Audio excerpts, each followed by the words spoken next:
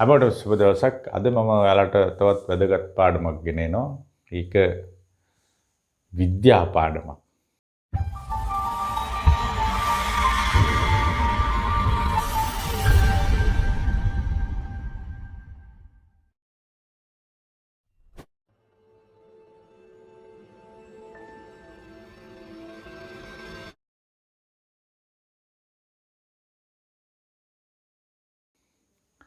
දුර්ලභ පාඩමක්. මොකද්ද? මේකට කියන්නේ Kjeldahl method කියලා. Kjeldahl method කියලා. මේක හරි වැදගත් පාඩමක්. නයිට්‍රජන් විශ්ලේෂණය කරන නයිට්‍රජන් බලන්න එම වගේ ඒවට පාවිච්චි කරන උපකරණයක් මේක. මේක දන්න විශ්වවිද්‍යාල ශිෂ්‍යයන්ට එම හරි වැදගත් මේක. මේක ගොඩක් අයට පර්යේෂණ කරන අයට හරි වැදගත්. මේක ඉතා වැදගත් වගේම ප්‍රයෝජනවත්. ඒ වගේම මේක හරි අමාරුයි මේක ප්‍රායෝගිකව මේක වැඩ කරන්න.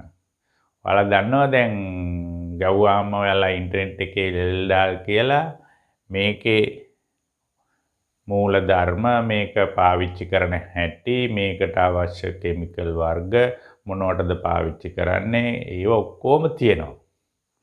ඒ ඔක්කොම තිබුණට මේක කරන්න ගියාම හරියට කරගන්න බෑ. කට්ටියට කරන්නත් පුළුවන්. කට්ටිය හිතනවා මේක හරි ගියා කියලා. නෑ මේක හරියටම කරන්න සෑහෙන අත්දැකීමක් තියෙන්න ඕනේ, බුද්ධියක් තියෙන්න ඕනේ, අතහුරුවක් තියෙන්න ඕනේ. ඉතින් මේ ගැන මම විග්‍රහයක් කරනවා ඔයාලට. මේක විග්‍රහයක් කරන එක මම බලාපොරොත්තු වෙන්නේ ඔයාලට යම්කිසි ප්‍රායෝගිකව ප්‍රැක්ටිකලි මේ ගැන මොනවා හරි දැනගන්න තියෙනවා නම් ඔයාලට මගෙන් උපදෙස් ගන්න පුළුවන්. එතකොට ඔයාලට මේ වගේ මොනවා හරි දෙයකින් ඔයාලා හොයාගන්න මොනවා හරි යටුමක් හදාගන්න මේක නෙමෙයි මේ විදිහට ඕනම එකක් Kjeldahl method distillation මේ apparatus ඕන එකක් හදාගන්න මේ පොදු එක ඇර වෙන එකක් Tamanට අවශ්‍ය විදිහට යටුම හදාගන්න අවශ්‍ය නම් ඔයාලා හැම කෙනෙක්ම මට කෝල් එකක් දීලා උපදෙස් ලබා ගන්න පුළුවන්. මම ඔයාලට කියලා දෙනවා මෙන්න මේ උපකරණය කොහොමද අපි වැඩ කරන්නේ කියලා ඔයාලට ප්‍රායෝගිකව වැඩ කරන හැටි.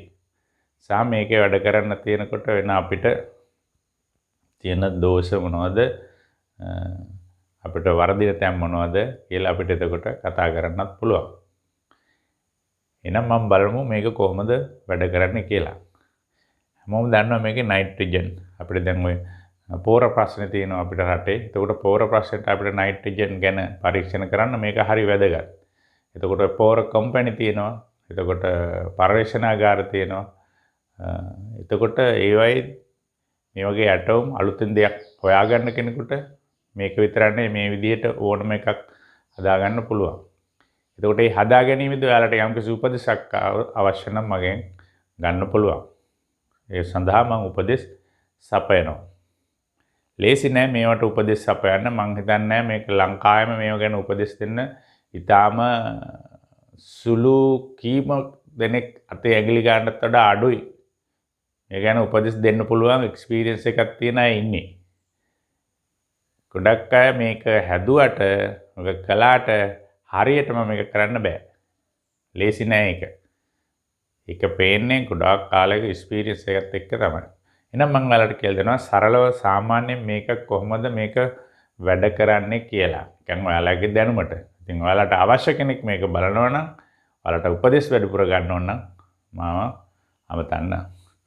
මේ තියෙන්නේ අපි Kjeldahl කියන උපකරණය තමයි. මේක අපි කොහොමද ක්‍රියා කරන්නේ කියලා බලමු. මෙතන තියෙනවා ඔයාලට පේනවා මේම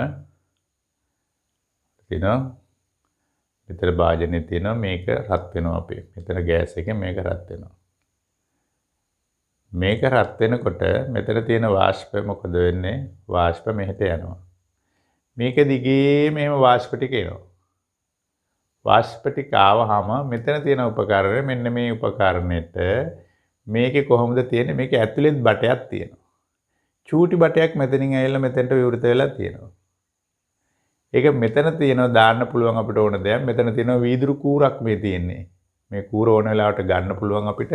වෙලාවට අයින් කරන්න පුළුවන්.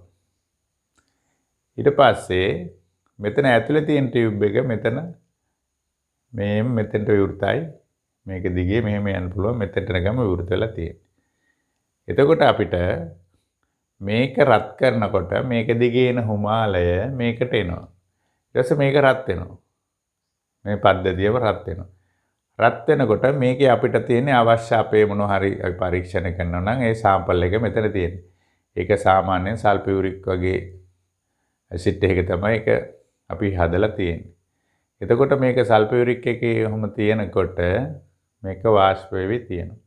වාෂ්ප වුණාට මේ සල්ෆියුරික් එකේ තියෙන අපිට අවශ්‍ය පරමාණු ටික අපිට අවශ්‍ය දේ එළියට ගන්න නම් මේක ප්‍රතික්‍රියාවක් මේක ASCII සිද්ධ කරන්න ඕන. එතකොට මෙතනින් අපිට දාන්න වෙනවා මොනවා හරි. අපි සාමාන්‍ය සෝඩියම් හයිඩ්‍රොක්සයිඩ් දානකොට මෙතනින් එහෙම දාන්න ඕනේ. මේක ඌරේ අරන් මෙතන දාන්න ඕනේ. මෙතන හරිම ඩේන්ජරස්. මේක හරිම පරිස්සමෙන් කරන්න ඕනේ. පොඩ්ඩක් හරි මේක අරපුවම මෙතනින් වාෂ්ප ටික ගියවම අපි පරීක්ෂණය අසාර්ථකයි. එතකොට අපි මේකට දාන්න ඕනේ සෝඩියම් හයිඩ්‍රොක්සයිඩ් හිමීට දාපු ගමන් මෙතන රියැක්ෂන් එක පටන් ගන්නවා. පටන් ගත්ත ගමන් අපිට වෙන්නේ ඔක්කොම ස්ටීම් එක මේකෙදි කියනවා මෙතෙන්ට යනකොට මෙතන තියෙන්නේ කන්ඩෙන්සරය. ඒ කියන්නේ මෙතනින් එනවා වතුර මෙතනින් වතුර එනකොට මේක සීතල වෙනවා. මේක සීතල මෙතනින් වතුර යන මේක සීතල වෙනකොට මෙතනින් ආපු වාෂ්ප එක මොකද වෙන්නේ?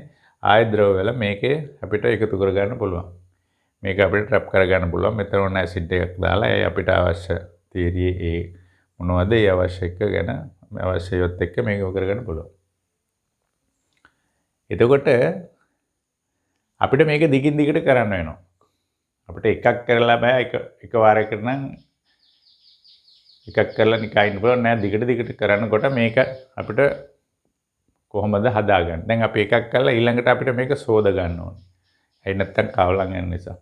සෝද ගන්නකොට කරන්න ඕනේ මෙතනින් මේ එන්නේ වතුර. මේ ටැප් එකේ ඇරෙම වතුර එනවා මේකට. වතුර එනකොට මේකේ අර රත් වෙච්චි වතුර ටික සීතල වෙනවා. සීතල වෙච්ච ගමන් මොකද වෙන්නේ? මේ පැත්තේ රස්නයක නැති වෙලා සීතල වෙනවා මේ දිගටම. සීතල වෙනකොට මේ ටික ඔක්කොම මෙතන තියෙන රස්නේ ටික මොකද වෙන්නේ? මෙතන තියෙන ටික මෙතනින් දිගේ එළියට එනවා මෙතෙන්ට. එළියට එනවත් එක්ක මෙතන සීතල නිසා මෙහි තියෙන මේකට වතුර ටිකක් දාලා තිබ්බා. මේ වතුර ටිකත් මේම එනවා එකට. ඔක්කොම මේක ඇවිල්ලා මෙහෙම ඇවිල්ලා මෙතනින් ඇවිල්ලා මෙහෙම ඇවිල්ලා මෙතෙන්ට එනවා. ඊට පස්සේ මේ පිට එක පිරෙනවා. පිට එක පිරුණාම මෙතනින් මේක අපිට අයින් කරන්න පුළුවන්. ඊට පස්සේ නැවත මොකද කරන්නේ? ආයි මෙතන ටික වෙලාවක් තියෙනකොට මෙතන වාලා මෙතන ආයි රත් වෙනවා. රත් වුණාම ආයි අර සිද්ධාන්ත වෙනවා. දැන් සම්පූර්ණයෙන්ම රත් වෙනවා. රත් වෙනකොට අපිට අවශ්‍ය සාම්පල් එක මෙතනින් දැම්ම. ඊට පස්සේ මෙතන තියෙනවා. ඒකට අපිට අවශ්‍ය සෝඩියම් හයිඩ්‍රොක්සයිඩ් එක මග රියැක්ෂන් කරන එක දානවා. දාපු ගමන් ආයි රියැක්ෂන් එක වෙනවා. ඊට පස්සේ මෙතනින් එළියට යන්නේ නැහැ. මෙතන වාෂ්ප ටික ආයි මෙහෙම ගිහිල්ලා මේකේ මෙහෙම එකතු වෙනවා.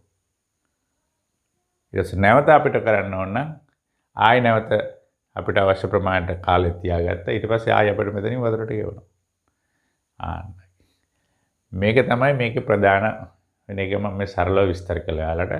මේක ඇත්තට මෙහෙම කිව්වට කරන්න බෑ, ලේසි නෑ. ඉතින් මම බලාපොරොත්තු වෙන්නේ මේකෙන් ඔයාලට යම්කිසි කෙනෙකුට උදව්වක් කරන්න තමයි.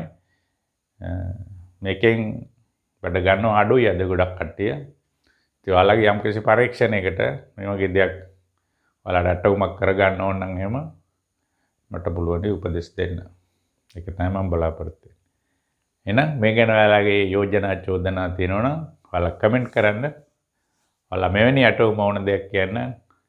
අපිට මේ නිර්මාණ කරන්න පුළුවන්. මේක දැන් අපිට මේක පරිශනාගාර මට්ටමේ තමයි මේ තියෙන්නේ. ඒනොට අපිට අපි දෙයක් ගෙදරදී වගේ වුණත් මේ වගේ දෙයක් හදා ගන්න පුළුවන්. ගෙදර තියෙන බඩු එකතු කරලා වුණත් හදා ගන්න පුළුවන්. මේ කන්ඩෙන්සර් හදා ගන්න පුළුවන්. තඹපටයක් කියලා. අපි ඩිස්ටිල් කරන ඕනම එකක් පුළුවන්. ගෙදරදී ඔයාලයි ගෙදරදී අපිට පොල් තෙල් පෙරා ගන්න ඕන නම්, කුරුඳු තෙල් පෙරා ගන්න ඕන නම්, කරපිංච තෙල් පෙරා ගන්න ඕන නම්, පැංගිරි තෙල් පෙරා ගන්න ඕන නම්, ඒ වගේ ඕනම එකක් අපිට පෙරා ගන්න අවශ්‍ය වෙන ඒවා මේ ක්‍රමයට පාවිච්චි කරන්න පුළුවන්. මේ ක්‍රමය පොඩ්ඩක් වෙනස් කරලා ඒක පාවිච්චි කරන්න පුළුවන්. ඒ වගේම වාෂ්ප වෙන ඕනම එකක් අපිට මේ ක්‍රම පාවිච්චි කරලා මේවා වෙනස් කරලා අපිට අවශ්‍ය විදියට මේ පරිශ්‍රණ කරගන්න හදාගන්න පුළුවන්. සැකසුම ඇටවුම හදාගන්න පුළුවන්. එහෙනම් ඔයාලා තවමත් මාගේ Tilak Jayasekara real thinking YouTube channel එක subscribe කරලා නැත්නම් subscribe කරන්න. මෙවැනි පාඩම් හැම ශාස්ත්‍රයක් ගැනම අවශ්‍ය පාඩම් ඔයාලට මම ගෙන එනවා. එහෙනම් කමෙන්ට් කරන්න, ෂෙයා කරන්න යාළුවන්ට, ඔයාලා උදව් කරන්න, අත දෙන්න. මෙවැනි දේවල් මම ඉදිරියේදී මගේ channel එකට දානවා. channel එකේ තියෙන හැම දෙයක්ම ඔයාලා බලන්න. ජීවිතයට අවශ්‍ය හැම දෙයක්ම, හැම පාඩමක්ම තියෙනවා.